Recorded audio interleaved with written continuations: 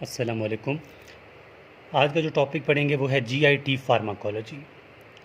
GIT pharmacology का मतलब ये है गैस्ट्रो इंटेस्टाइनल ट्रैक्ट फार्माकोलॉजी। लाज़मी बात है, गैस्ट्रो इंटेस्टाइनल ट्रैक्ट कहाँ से स्टार्ट होता है? सबसे पहले एसोफिगस, फिर स्टमक, फिर स्मॉल इंटेस्टाइन, फिर लार्ज इंटेस्टाइन। तो मेन जो है हम यहाँ पर पढ़ेंगे स्टमक के बारे में।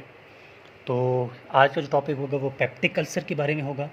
फिर जो नेक्स्ट कॉन्स्टिपेशन, फिर इसकी मुताबिक डायरिया, वो नहीं पढ़ेंगे। आज जो है जीआईटी फार्माकोलॉजी में मैं पढ़ूँगा पेप्टिक अल्सर।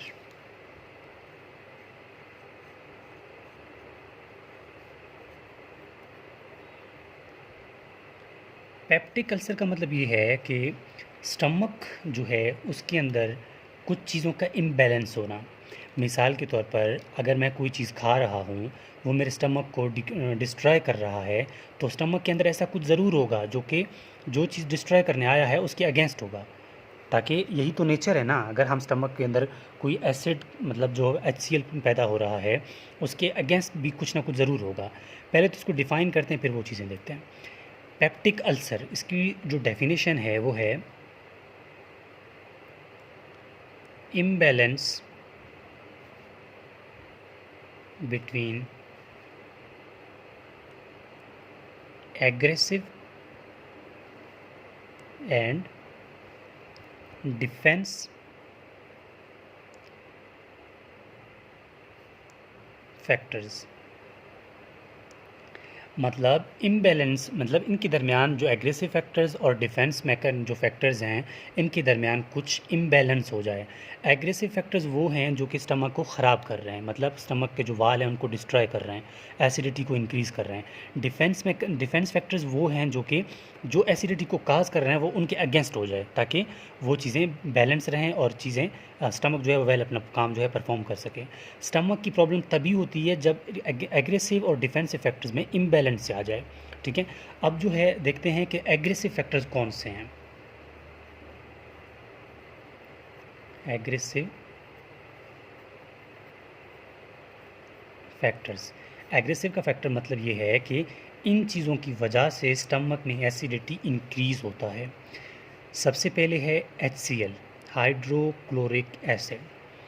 HCl क्या करता है, जब हम फूड इनटेक करते हैं तो फूड में माइक्रो ऑर्गेनिज़म्स होते हैं मतलब माइक्रो ऑर्गेनिज़म्स होते हैं या बस बहुत सारे बैक्टीरियाज होते हैं, तो HCl उनको किल करता है। ठीक है, इसके अलावा अल्कोहल है, कोई अगर ड्रिंक कर रहा है, ठीक है, तो वो स्टमक के लिए क्या है, स्टमक के वाल के लिए मतलब सही नहीं है, उसको ख़त्म कर सकता है। इसके अलावा H पाइलोराई, ये एक ऐसा बैक्टीरिया है जो हम फूड वगैरह में इंटेक करते हैं, तो फूड में क्या होता है, H पाइलोराई बैक्टीरिया होता है। ये स्टमक में जाता है, स्टमक के वाल के साथ चिपक जाता है और चिपकने के बाद वहाँ पर अल्सर काज कर सकता है। ये है एग्रेसिव फैक्टर्स। अब जो है डिफेंस फैक्टर्स, जो कि डिफेंस फैक्टर्स क्या करते हैं, डिफेंस फैक्टर्स इन्हीं चीज़ों को न्यूट्रलाइज करते हैं, ताकि जो चीज़ चल रही है, जो चीज़ HCl या चीज़ें ज़्यादा हो गई हैं या H पाइलोराई ज़्यादा इफ़ेक्ट कर रहा है, तो इन चीज़ों को रोक सकें। तो यहाँ पर सबसे पहले तो बात आती है गैस्ट्रिक म्यूकोज़ा की। गैस्ट्रिक म्यूकोज़ा मतलब स्टमक का अपना वाल, वो क्या करता है, वहाँ पर एक मैं एक डायग्राम में समझाऊंगा, वो उसको वहाँ पर रोक देता है। सेकंड, प्रोस्टाग्लैंडिन्स, ये क्या होते हैं, ये केमिकल्स होते हैं, ये भी डिफेंस फैक्टर्स में एज अ हेल्पफुल हैं। और थर्ड है नाइट्रिक ऑक्साइड। ठीक है, अब मैं यहाँ पर एक डायग्राम बनाऊंगा ताकि उसमें आपको क्लियरली समझ आ जाए कि ये डिफेंसिव या एग्रेसिव फैक्टर्स किस तरह इफ़ेक्ट करते हैं, किस तरह बचाते हैं। अब ये हो गई मिसाल के तौर पर ये स्टमक है।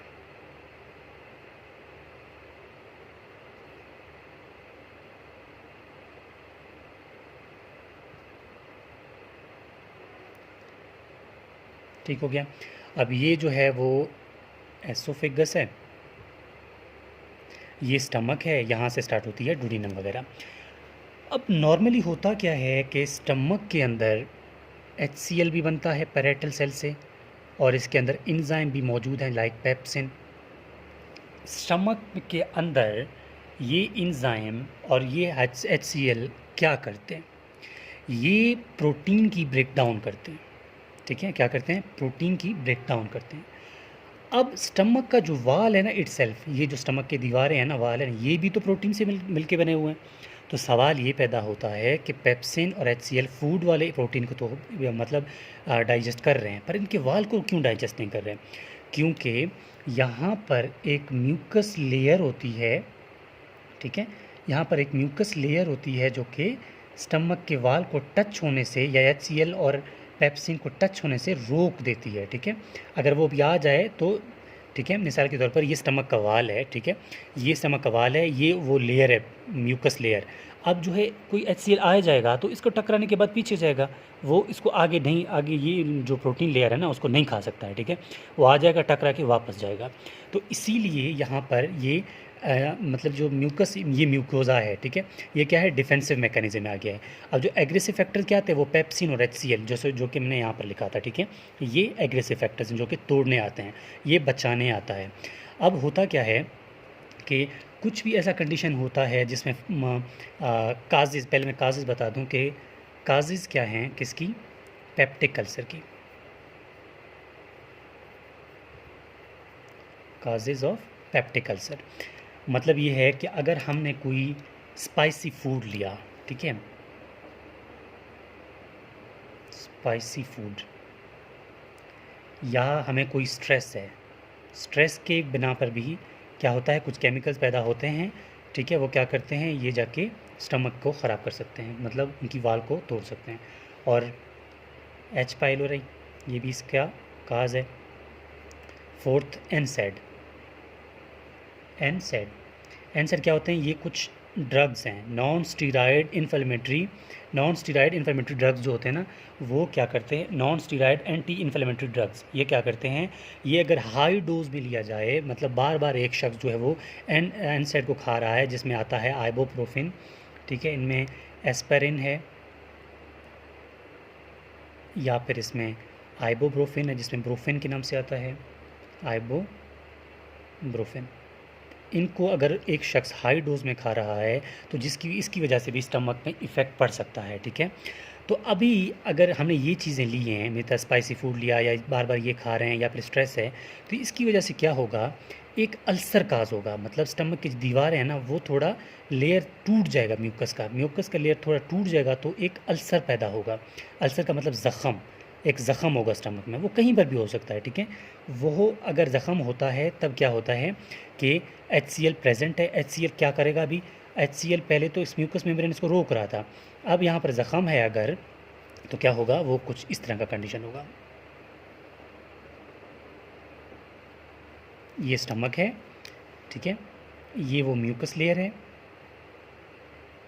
अब क्या होगा कि म्यूकस लेयर ज़ख़म की वजह से यहाँ नहीं होगा, क्योंकि ज़ख़म अगर है तो म्यूकस लेयर टूट जाएगा ना, तो अल्सर काज होगा यहाँ पे, यहाँ पर नहीं होगा क्योंकि यहाँ पर म्यूकस लेयर प्रेजेंट है।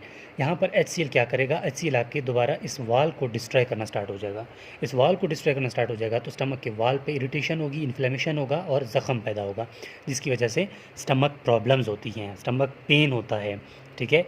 और हम यहाँ पर ड्रग्स देते हैं ताकि HCl की प्रोडक्शन कम हो जाए, म्यूकस लेयर दोबारा बन जाए, और यहाँ पर इसको दोबारा HCl या पेप्सिन वगैरह इसको ना, मतलब तोड़ ना सके स्टमक वाल को। ये फिर आगे देंगे कि कौन से ड्रग्स हैं, ये फिर अगली बात हो गई। अब बात करेंगे ये ड्रग्स जो है, आगे मैं अप्लाई करूँगा, फिर समझाऊंगा कि कैसे ये HCl को रोकते हैं। अब आगे बात है types of peptic ulcer.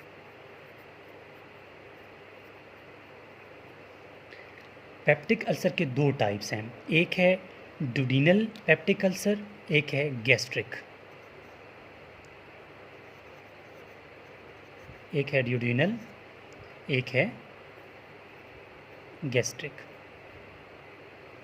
Duodenal का मतलब है कि जो स्टमक से आगे ड्यूडिनम में हो जाए, ठीक है, जुजिनम इलियम स्मॉल इंटेस्टाइन के पार्ट है ना, तो ड्यूडिनम एरिया में हो जाए तो उसको ड्यूडिनल अल्सर कहेंगे, अगर स्टमक के इटसेल्फ के एरिया में हो जाए तो उसको गैस्ट्रिक अल्सर कहेंगे। अब जो है ड्यूडिनल अल्सर जो है उसकी क्या कंडीशंस हैं, उसका जो अगर ड्यूडिनल अल्सर है ना तो उसका पेन जो है ना हर 1 से 3 घंटे के बाद स्टार्ट होगा। आप कोई मेडिसिन ले रहे हैं, खाना खा रहे हैं, खाना खाने के बाद 1 से 3 घंटे के बाद आपको क्या होगा, पेन आना स्टार्ट होगा। इसमें होता क्या है, इसमें एसिड सिक्रीशन, जो HCl सिक्रीशन है ना, एसिड सिक्रीशन वो क्या होता है, वो इंक्रीज़ होता है, ठीक है, वो इंक्रीज़ होता है। अब गैस्ट्रिक में क्या होता है, जो गैस्ट्रिक अल्सर है ये इससे होगा, गैस्ट्रिक अल्सर अगर हो तो पेशेंट को क्या होगा, वॉमिटिंग होगा, उल्टी होगी, ठीक है। और इसके अलावा इसमें एसिड तो नॉर्मल है, ठीक है, इसमें एसिड सिक्रीशन जो है ना, एसिड जो है वो नॉर्मल है, एसिड सिक्रीशन जो है ये नॉर्मल है। अगर एसिड सिक्रीशन नॉर्मल है तो क्या प्रॉब्लम आ रही है, तो फिर डिफेंसिव फैक्टर्स जो है ना, डिफेंसिव फैक्टर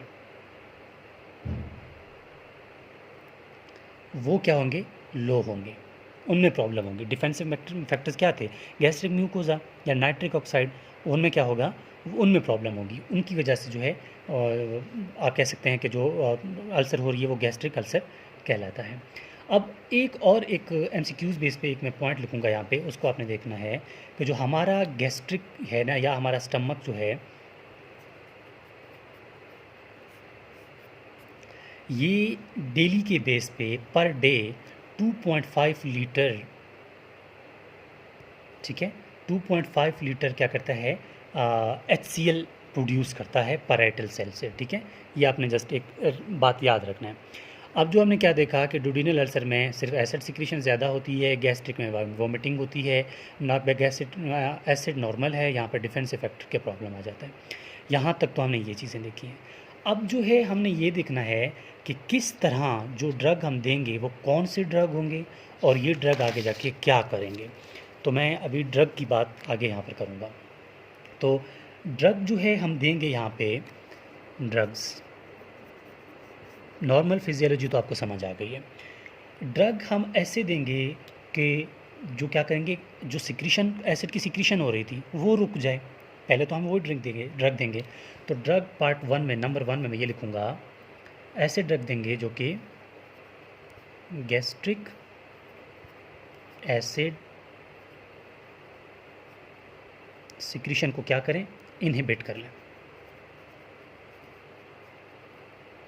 ऐसे ड्रग देंगे जो गैस्ट्रिक एसिड सिक्रीशन को क्या करें, इनहिबिट कर लें, मतलब HCl की सिक्रीशन को नॉर्मलाइज कर लें, ख़त्म कर लें, मतलब नॉर्मल कर लें, इतना भी ख़त्म ना करें कि पेशेंट जो है वो सर्वाइव ना कर सकें। तो इनमें, इसके अंदर भी सब कैटेगरीज आते हैं। उनमें नंबर 1 ऐसे ड्रग होते हैं जो कि H2 एंटी हिस्टामाइन ड्रग होते हैं, H2 anti histamine drugs. H2 anti histamine drugs मतलब वो होते हैं जो कि H2 रिसेप्टर होता है पैराइटल सेल में, जो कि स्टमक के अंदर होता है। वहाँ पर ये हिस्टामिन जब रिलीज़ होता है तो हिस्टामिन जाके क्या करता है, डायरेक्टली पैराइटल सेल पे एक्ट करके एसिड सिक्रीशन को इंक्रीज़ करता था। लेकिन अब हम ऐसे ड्रग देंगे जो कि H2 पे एक्ट तो करे, पैराइटल सेल पे जाके H2 के रिसेप्टर के साथ एक्ट भी करे, और हिस्टामिन जो एंटी हिस्टामिन है, हिस्टामिन की सिक्रीशन को रोक के, ठीक है। तो उस ड्रग में सबसे पहले जो है वो है, नंबर 1 में आप लिख देता हूँ, उस ड्रग में सबसे पहला ड्रग आता है ये है सेमीटाइडिन, सेमीटाइडिन है। सेकंड इसमें रेनिटाइडिन है, रेनिटाइडिन। और रेनिटाइडिन नॉर्मली आपको बाज़ार में मिल जाएगा जेंटिक के नाम से, ब्रांड नाम है, ठीक है, जेंटिक। अब सवाल स्टूडेंट करेंगे कि जेंटिक तो एंटी एलर्जी है, उसको तो हम एंटी एलर्जिक ले लेते हैं, तो हम यहाँ पर इसको क्यों ले रहे हैं। तो हम भी यही कह रहे हैं ना कि हिस्टामिन क्या करता है, बॉडी में मास्ट सेल होते हैं, मास्ट सेल क्या रिलीज़ करते हैं, मास्ट सेल हिस्टामिन रिलीज़ करते हैं। हिस्टामिन क्या करता है, बॉडी में एलर्जी कंडीशन पैदा कर देता है। वो बॉडी एलर्जिक कंडीशन के ज़रिए से जाकर स्टमक पर भी एक्ट करता है और स्टमक की HCl सिक्रीशन को इंक्रीज़ कर देता है। तो यहाँ पर हम सेमीटाइडिन और रेनिटाइडिन भी यूज़ करते हैं, ठीक है। रेनिटाइडिन है और थर्ड है फेमोटाइडिन। टाइडिन वर्ड लास्ट में आ रहा है, ठीक है, फेमोटाइडिन। ये स्टमक के इसको डिक्रीज़ करते हैं HCl के सिक्रीशन को। ये तो पार्ट 1 हो गया। अब जो मोस्ट इम्पॉर्टेंट ड्रग कैटेगरी है नंबर 2 में, इसको बोलते हैं proton pump inhibitors, proton pump inhibitors. अब प्रोटॉन पंप इनहिबिटर्स, इससे पहले मैंने एक वीडियो अपलोड किया था कि HCl सिक्रीट होता कैसे है, ठीक है। वो अगर आपको याद है तब आपको समझ आएगी कि प्रोटॉन पंप इनहिबिटर्स क्या है। मैं थोड़ा सा ब्रीफली यहाँ पर आपको डिस्क्राइब कर देता हूँ। मिसाल के तौर पर ये हमारे पास है पैराइटल सेल, ठीक है, पैराइटल सेल्स है हमारे पास। पैराइटल सेल में होता है एक पंप जिसको प्रोटॉन पंप कहते हैं। प्रोटॉन पंप मतलब H पॉजिटिव की बात कर रहा हूँ। ये ओवर गैस्ट्रिक म्यूकोजा का सेल है। उसमें क्या होता है कि नॉर्मली जो है H इसके अंदर हाइड्रोजन प्रेजेंट होता है, ठीक है। अगर हाइड्रोजन प्रेजेंट होता है तो ये पॉजिटिव जो है इस पंप के ज़रिए बाहर आएगा तो क्लोराइड ब्लड से आएगा। क्लोराइड जब यहाँ पर आएगा तो क्लोराइड चैनल्स भी यहाँ पर लगे होते हैं, तो क्लोराइड भी जो है म्यूकोजा के बाहर आ जाएगा, क्लोराइड भी इसके बाहर आ जाएगा। तो H और C और Cl और H दोनों मिलके बनाते हैं HCl, ठीक है। तो ये HCl हुआ। अब हमने कुछ ऐसे ड्रग देना है जो कि H यहाँ पर प्रोटॉन पंप को इनहिबिट कर ले, H बाहर ना आ जाए। H बाहर नहीं आएगा तो क्लोरीन आ भी जाए तो क्या होगा, HCl बनेगा ही नहीं। इसका पूरा मैकेनिज्म मैं पहले वीडियो में अपलोड कर चुका हूँ। अब proton pump inhibitors most perfect drugs which we used in peptic ulcer. बहुत, मैं कहता हूँ कि ये ही सब कुछ है। प्रोटॉन पंप इनहिबिटर्स ही मतलब इनका जो सेमीटाइडिन वगैरह से या रेनिटाइडिन फेमोटाइडिन की जो कैटेगरी है उनसे ज़्यादा भी ये प्रोटॉन पंप इनहिबिटर्स बहुत ज़रूरी है। मतलब इस तरह ज़रूरी है कि इसका काम जो है वो डायरेक्ट है। इन ड्रग्स को इनका ड्रग जो है प्रोटॉन पंप इनहिबिटर्स, उनमें सबसे पहला आता है ओमीपैराजोल, ओमीप्राजोल, ठीक है, पेंटाप्राजोल, ओमीप्राजोल, पेंटाप्राजोल, एस्मियोप्राजोल, और इसमें आता है रेब्रोप्राजोल,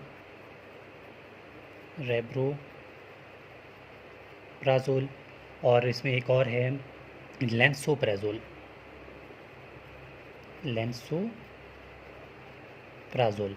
ये ड्रग क्या करते हैं, ये जाके जब हम देते हैं तो ये प्रोटॉन पंप को इनहिबिट करते हैं, मतलब यहाँ से रोक देते हैं। अगर H पॉजिटिव बाहर जाने की कोशिश भी करेगा तो नहीं आएगा। क्यों? क्योंकि पंप बंद है तो ये H बाहर नहीं आएगा। क्लोराइड आ भी जाए तो इसको H नहीं मिलेगा, तो HCl नहीं बनेगा। तो हमने क्या करना है, इसको इनहिबिट करना है। अगर मैं बात करूँ इन ड्रग्स की थोड़ा यहाँ पर, तो यहाँ पर देखें, यहाँ पर अगर कोई भी टैबलेट आपको मिल जाए तो आपने क्या करना है, हमेशा टैबलेट के नाम, ब्रांड, इसको बोलते हैं ब्रांड नाम, ठीक है, ये मार्केट नाम है, ब्रांड नाम है, ठीक है।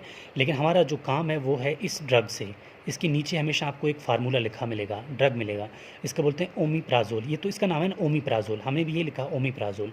ये ओमीप्राजोल क्या करेगा, आपको पता होना चाहिए कि ओमीप्राजोल या राइजिक के नाम से आ जाए या किसी और नाम से, इससे हमें कोई लेना देना नहीं। हमारा काम क्या है, इस ड्रग से है, इस ड्रग को याद रखना पड़ेगा। ये ओमीप्राजोल अभी हमें पता है कि ये हमारे पास जैसे ही आएगा तो हम कहेंगे हाँ ये ओमीप्राजोल है, तो इसका मतलब ये है ये प्रोटॉन पंप इनहिबिटर है। जब इसको हम पेशेंट को देंगे तो क्या होगा, ये 20 mg लिखा हुआ है या 10 mg लिखा हुआ है, ये इसका डोजेज फॉर्म है।